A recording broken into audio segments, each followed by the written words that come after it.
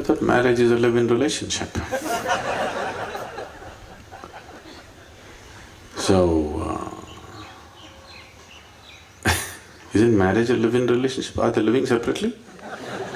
There are some marriages like that, I know, but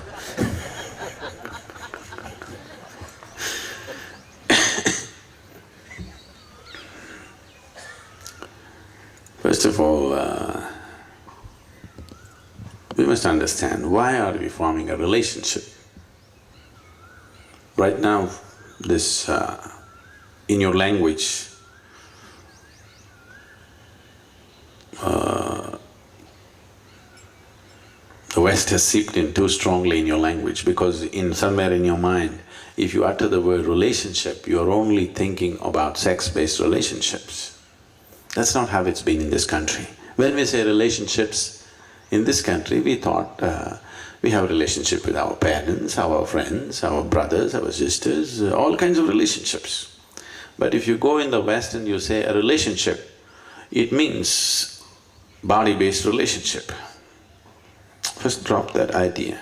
Relationships can be on many different levels, isn't it?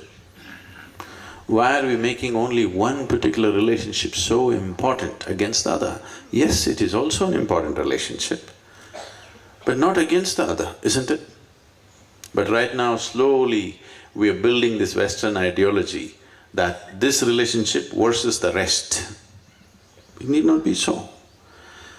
The reason why in this country, marriages have been very stable, not always because two people are getting along great, not always. Because when they got married, a few thousand people got married along with them. Bride and the groom were a small aspect of the marriage. There are so many other people involved. Now if you have to break it, you have to break it on all levels, you can't break it. Your father and his father or your father and her father may be having such a wonderful friendship, you can't break it now. Even if you want to break it with your wife, you can't break it because the whole family has joined up in so many ways. It's not just about two people. Is this good or bad?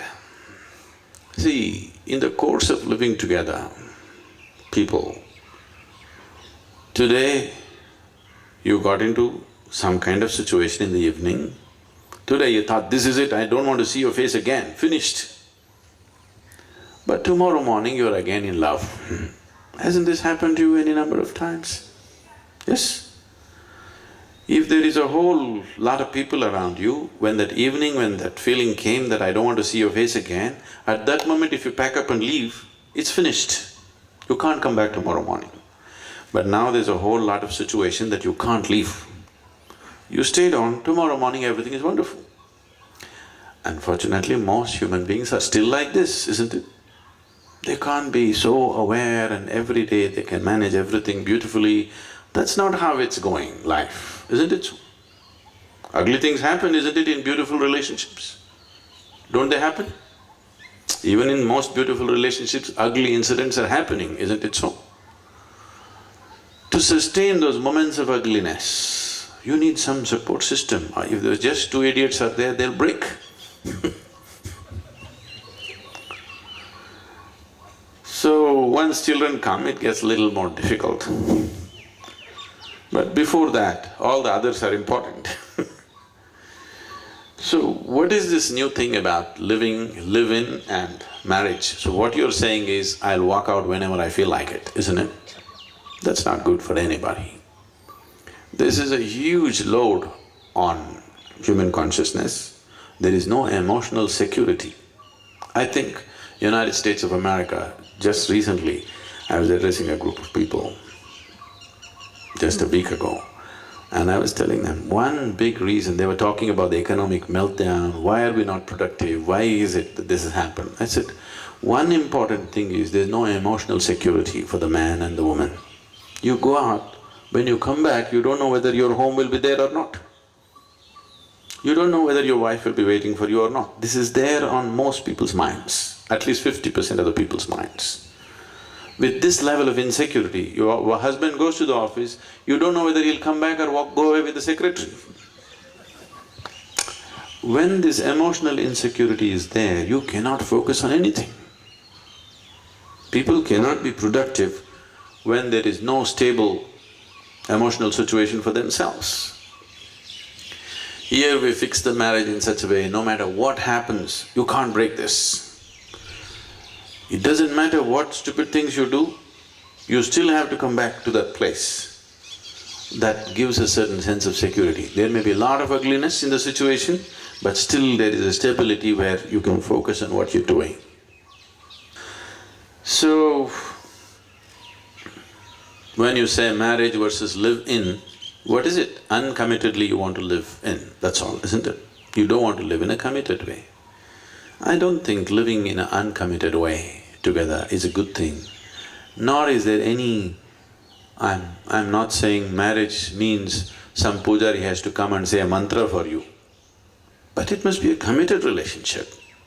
If there is no commitment, there is no real sense of respect. When there is intimacy, there must also be respect for the other person's body, mind and everything, isn't it?